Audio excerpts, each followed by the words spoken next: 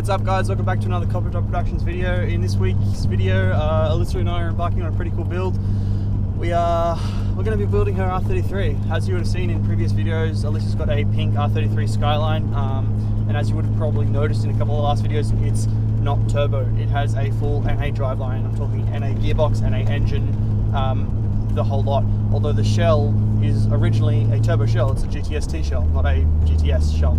And we've been thinking about it for a while now, and with the prices of the engines like always going up and basically getting harder and harder to get, harder and harder to find, we thought that we'd bite the bullet on this engine that popped up on Gumtree. So we did. We were lucky enough to get the engine, gearbox, entire wiring loom, ECU, everything we need to completely transform this car from its current state to fully SIG turbo R33, which will also make it worth a little bit more. And for the price that we got this car originally and the price that we got the engine for combined are still like, we've still got this car for like under 10k, which is good for an R33 in today's market from where we are anyway, especially for one in this good a condition, no rust and all that sort of stuff.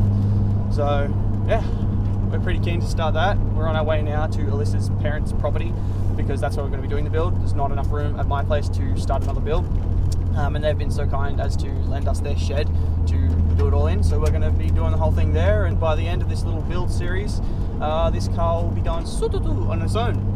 So yeah, I'm excited. You excited? Yeah. Yeah? Let's jump right into it. Rightio, well, we've got the car in the shed now. As you see behind us, we've got a huge ass whiteboard with everything we need to do, starting with removing the bumper, bonnet, fenders, all the way down to taking the engine out. That last step is simplified a little bit, but we'll figure it out. Yeah? Let's get it. So the very first step we're going to be doing is taking the bonnet off. You don't have to do this, but I highly recommend it. It's just going to make the job 10 times easier. You get it loose?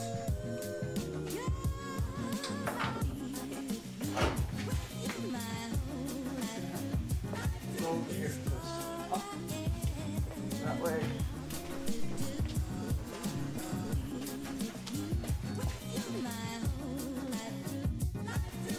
And that's the bonnet off.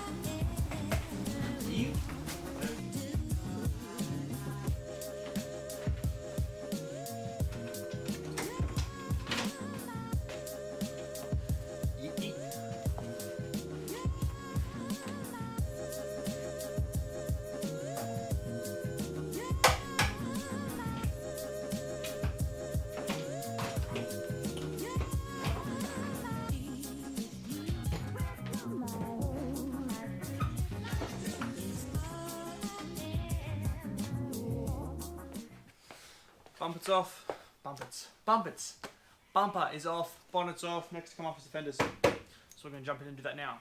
Actually, you're going to jump in and do that now. Have fun with that. Get the fucking, do the fucking, this is your car.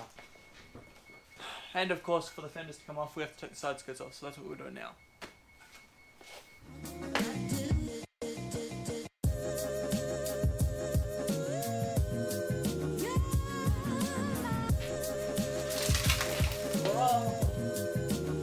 That's one.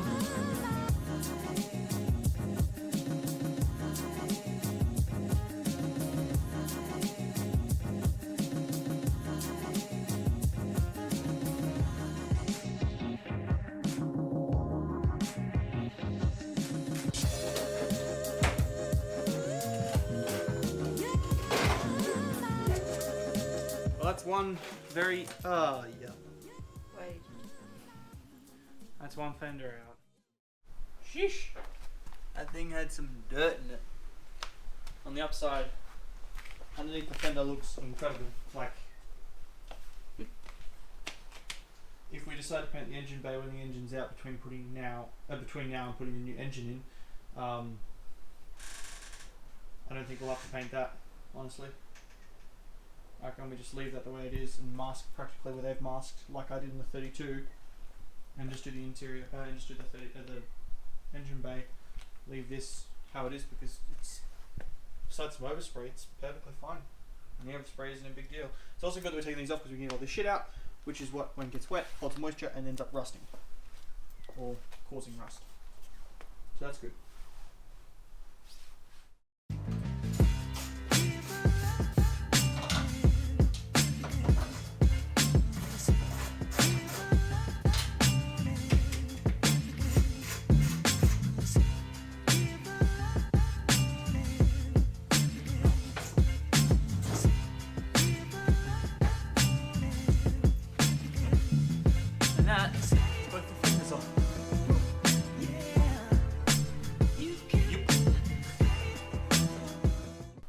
So we've got both the fenders off, we've got the bumper off, bonnet off. That's exposing everything that we need to do now. That is basically first step done. Taking the fuel pump fuse. Why are we doing that? To clear the fuel. So that when we crank it over, it does what? No fuel. In the lines, so that when we undo the lines, we don't get shit covered in petrol. Yeah. Yeah. It's the blue one. The blue one, you gonna get it out? That. We need to get that out so we can crank the motor over a couple times, basically so that there's no fuel going into the lines, so the fuel lines are all empty, so that when we unplug them, we don't get fuel everywhere and potentially start a fire. So, do that if you're in the same process we are. Yep.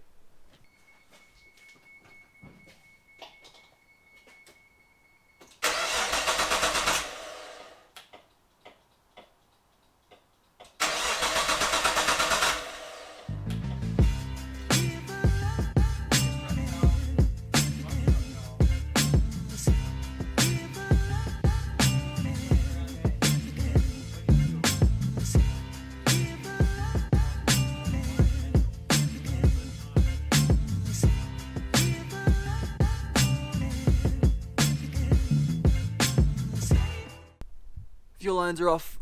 What does that mean we do? Yeah.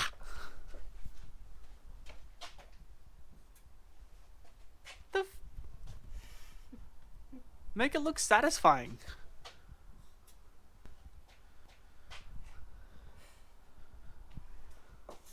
Thank you. What's next? Take out the battery. Positive first. I think you can manage that. No? No. The battery's off, or out, or unplugged.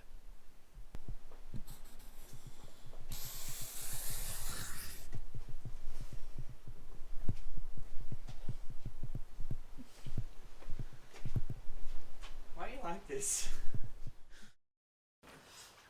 Righto, so that's the first 3 steps done now, or however many you want to count. That's the bonnet off, fenders, front guard, fuel lines bled. Battery disconnected. Now what we're going to be doing is actually jumping into the engine bay and doing a bit of the actual work. Everything so far has sort of just been a prep. This is where the actual work sort of begins. First thing we're going to be doing is disconnecting, draining the radiator fluid out through the base of the radiator, then disconnecting the radiator shroud, taking that out, then doing the fan and going through there. So basically from this point on, it's all the hands-on in the engine bay work. Yeah, we're gonna jump straight into it.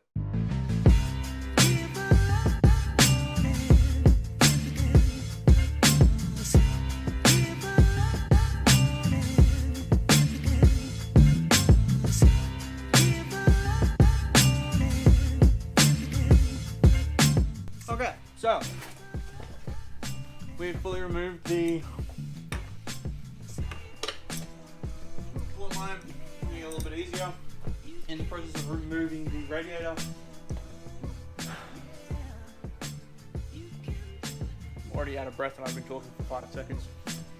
About to remove the bottom temperature sensor, and then we'll undo that, pull the radiator all the way out, with some other little steps in there as well. So that's what I'm doing now. Here. All while the radiator fluid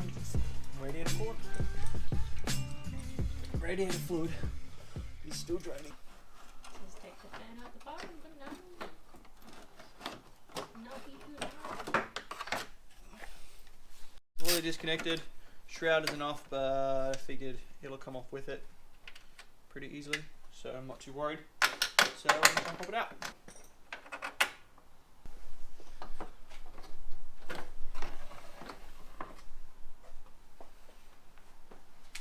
Radiator shroud, and oh, you fucking dirty.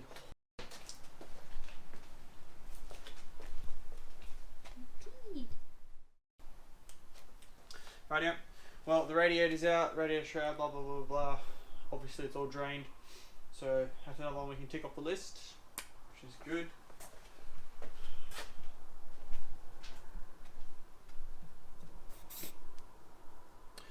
remove throttle cable.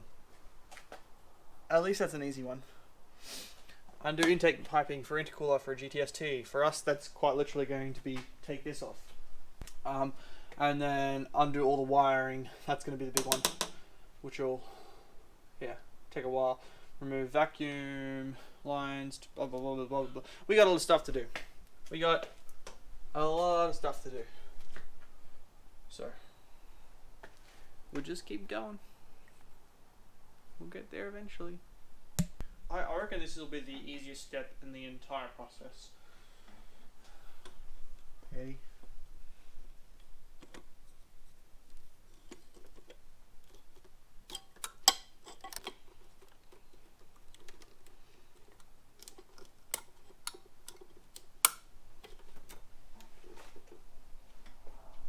See?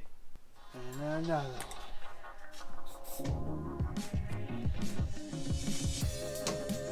Undo intake piping intercooler.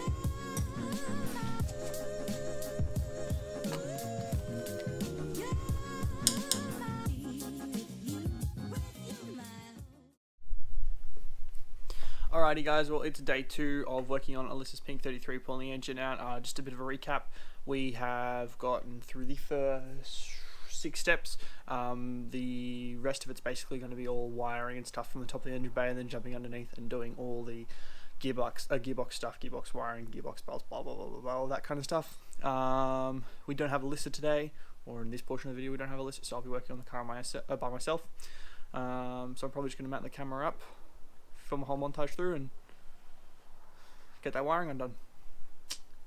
Yep. We're going to film from this angle because taking wirings out's pretty boring, and I couldn't be fucked to show you every single wire that I unplug, so it'll be some kind of montage. I hope you enjoy it. Yeah.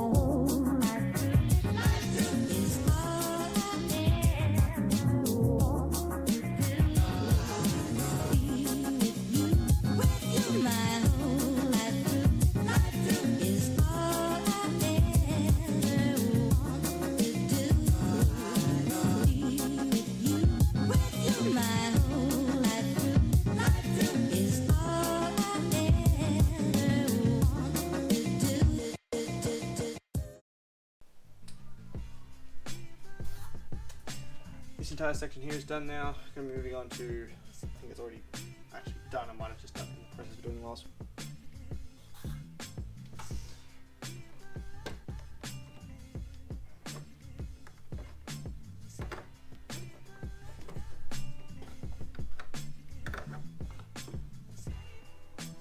This is just going to sit up here, out of the way. Want to take it off?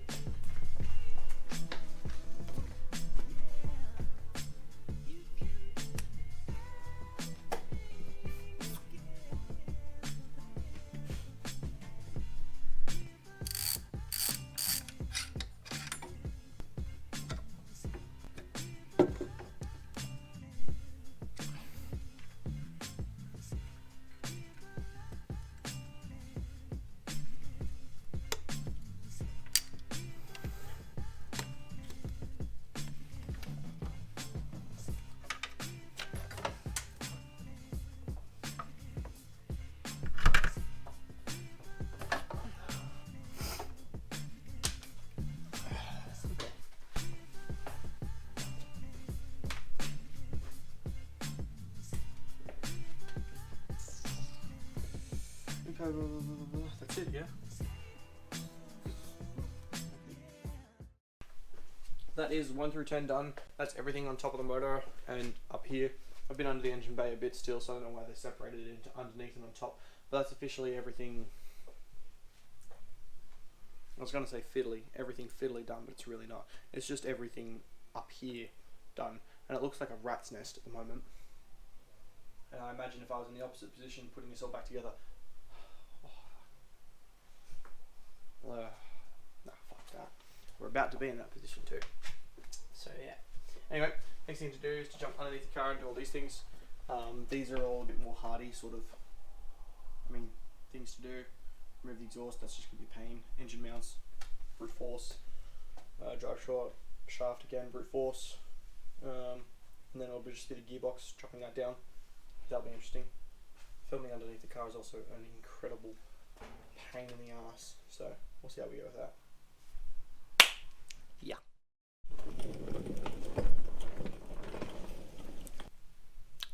Do you know what that means?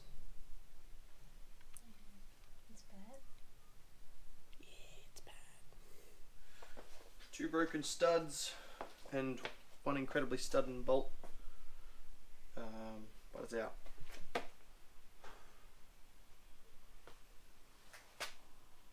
I'm hungry. Yep, it's lunchtime. Move the exhaust. Engine mounts are undone. Remove drive shaft from gearbox. No, don't. Why are you like this? So I'm currently undoing that so that that whole thing drops down so that we can pull it out of the back of the gearbox, because we can't undo those 4 bolts on that, because that would involve spinning the back wheels and the diff so that we could get the bolts on top. So fingers crossed that undoing this drops that down far enough that down there that I can't really point to or get the camera on comes out of the back of the gearbox. But no guarantees, so we'll see how it goes. Yup.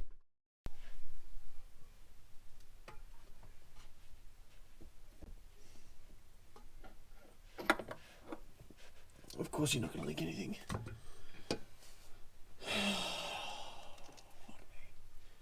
Okay, well, it's undone. It's good. That means that I can get out from underneath this fucking car.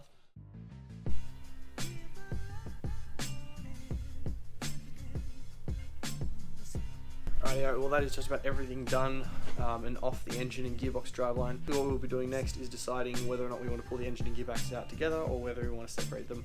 Kind of leaning towards separating them at this point. We were originally planning to separate them, but looking at the current circumstances I was like, oh, maybe doing it together would be easier.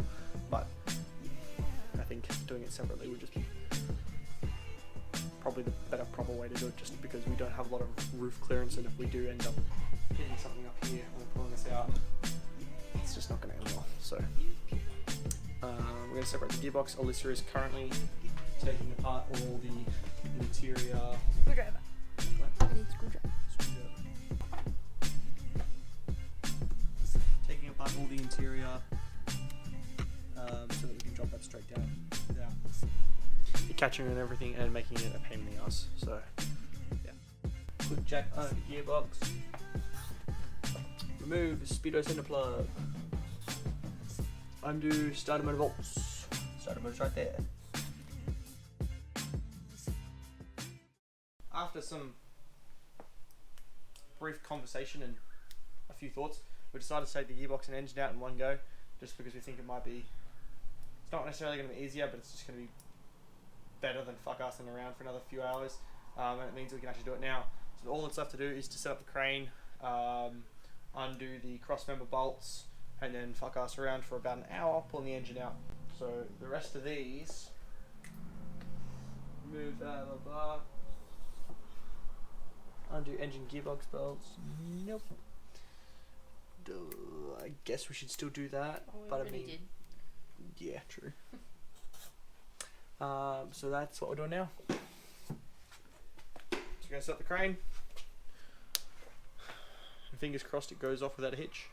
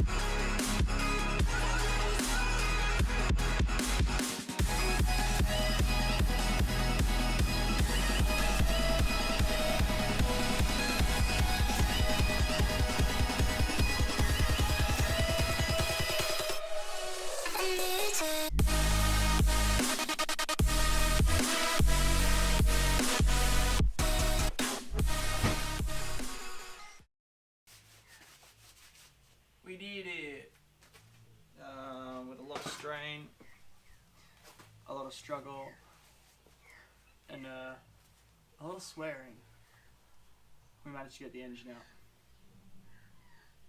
And someone forgot to took this off, forgot to take that off, and that might have been 90% of the reason that it was a pain in the ass to do, and that someone might have been me. Whoops. But she's out now, looks good. We got out pretty scot-free, surprisingly enough. That was the only hiccup we had. There was no undone wiring or wiring that needed to be undone, wiring loom bolts, anything like that, coolant lines. It's all pretty good. There's a shitload more coolant left in the engine when we actually pull it out, so it leaked out everywhere. And you can probably see some of the remnants of that in this shot. But I mean, honestly, it went pretty smoothly. Yeah? Yeah. Are you tired? You want to step this way so they can see you? We did it! Yay! Right here guys, so as you can see the engine is out of the R33, which is great news. It did take us a bit of time, it was a bit of a struggle to be honest. Alyssa's dad ended up jumping in, so did Alyssa's sister, just to help get it out without bugging up the 33. So it was good. It was a long process and it was a pain in the ass because somebody forgot to take the gear shifter out. I'm not pointing any fingers, but it was me. But it's out now nonetheless, which is good. Yeah, next step is to go and put this thing. We'll start prepping this thing up to go back into the R33. This is an RB25 DT Series 2. The reason we went with this over just turboing the other engine is because the other engine is an NA engine from factory and we just wanted a clean, simple, easy turbo engine to put in there. So that's what we're doing with that. But yeah, it's coming along great. Now, basically the plan moving forward from here in the next video, I don't know if the next video will be us just whacking the next engine back in, or if she wants to completely strip the engine bay of all the other parts and paint it and then put it all back together. I'm not too sure, it's sort of up to Alyssa at this point because it's her car. All I do know is that RB25 DE will be going in the yellow R32 Skyline, which is awesome, which means that I now have an engine for that isn't an RB20 that's potentially blown. So now it's an RB25 that's potentially blown. I think it's fine. She didn't drive too hard anyway, so I have no reason to think that it's anything other than fine, which is great. So yeah, next video will probably be us either stripping the engine bay and getting it ready for paint, or chucking the RB25 DET in there. So yeah. Anyway guys, that's it for this week's video. If you enjoyed, click that like button, leave a comment down below telling me what you think, and if you haven't done already, hit subscribe because why the fuck not? You made it this far. So anyway guys, that's it. I'll catch you next one. See ya.